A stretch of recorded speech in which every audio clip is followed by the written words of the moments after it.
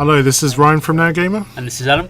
This is Paul. And this is a quick video we're going to put together every week about the games we've been playing this week, just because our egos are that bloody big, we reckon you'll care. And you probably don't, but we're doing it anyway.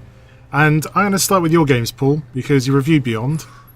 Therefore, you've been playing Beyond. Let's hope you've been playing it. Yes, I've been playing Beyond and experiencing lots of emotions. I said that I quite liked it in my review, even though there are a lot of flaws in the game. So there's stuff that some people are going to hate, which if people really want to get into the detail of that, they can read the review. But obviously it's received a very mixed response. Lots of people hate it, some people love it. Are you surprised? I'm not surprised, because as I say, there were a lot of flaws that I found with the game. I just wasn't as bothered with them as some people evidently were. I was maybe a bit surprised to see how much people turned criticism of Beyond into David Cage bashing. Well, maybe not that surprised, because he's a divisive guy, but it's kind of a shame to see people not talking about the game and talking about David Cage instead. Yeah. Are you going to go back and get more of the endings? No, because David Cage says you should only play the game once. You should have your story and stick to it. Why would he say that and then put 23 endings in the game? His motives are beyond us. I see what you did there. This is the level of wit you can expect from NowGamer. Alright, so that's Beyond, and you've also been playing this title, so tell us what this is. This is an indie game called The Swapper. The mechanic that it's based on is you can create 4 clones of yourself using this gun. So you can have a maximum of 4 clones at any time, and you can also click with your left mouse button to switch to a clone that you've created. So it's basically about solving puzzles by using clones and placing them on switches. You can create a clone, switch to that, switch to another one, and then that clone could die. So as long as the one you're in control of doesn't die, that's fine. So it's all about finding as you can see in this, I'm waiting for the door to open by switching between clones that I'm creating in the air.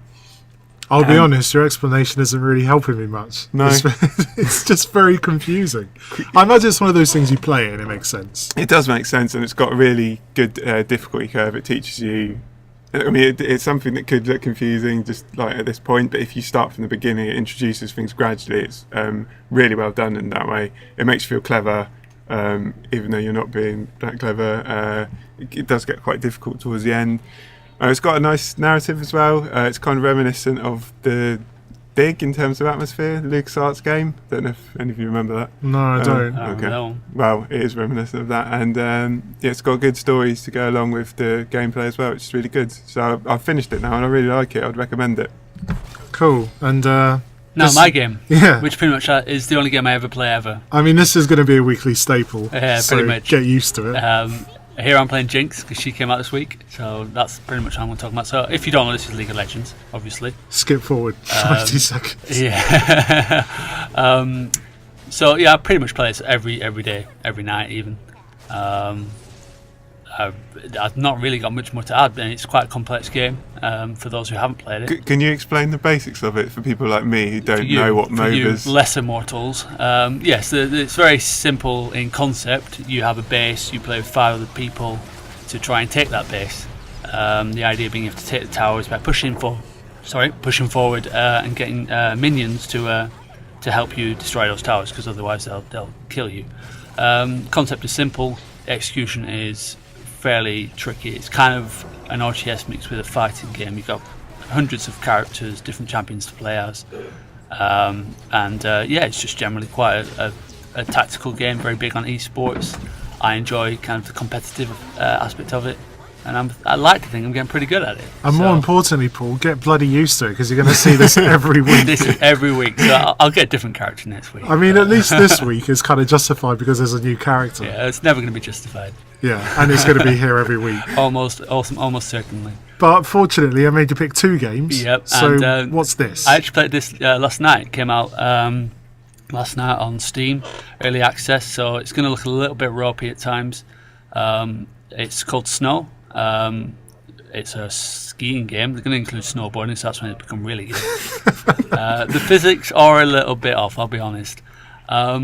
But it's good. The reason I like it, I like SSX as much as the next guy, but this is kind of more, I guess, skate on skis. if you understand the terminology. It's a little bit more simulation than SSX is. It's not out for a while, is it? It's not properly out. This is early access, so there's not even any sound to the game yet. But as you can see, it's a little bit glitchy. But that's to be expected, right? But yeah, you can't criticise it for that. It's early access. I wanted to play it. I paid £12, $11.99 I think it was, to get early access. You can buy other founder packs and you get bronze helmets and gold helmets. Does it have like objectives, or is it just... No, not yet. I mean, they were going to add that kind of stuff, but initially it's just kind of you spawn at the top of a mountain or at various other points of a mountain. You're trying to find your own route down. Is it realistic? Or is it supposed to be realistic? It's supposed to be not realistic as such, but more simulation than... That's right. I picked the best clips for Oh us. yeah. It's not SSX levels of arcade, but yeah, it's good from what I've played so far. And my games, and it's not going to be a staple anymore, DC Universe Online. Now you won't shut up about this one. Well, it's not so much that I won't shut up about it, but basically, because this is the first video, I should explain. I've been trying to get the platinum on this for, it feels like about the last 10 years, even though the game only came out a few years For ago. those that don't know, platinum requires, is it 6 characters level 30? Yeah, 6 characters to level 30, which doesn't actually take that long, but it's more that it is, obviously it's a grind. So if you don't know what DC Universe is, it's a free-to-play MMO. I mean, it used to be subscription-based, but it's now free-to-play MMO on PC and PS3, even though PC can't play with PS3 players.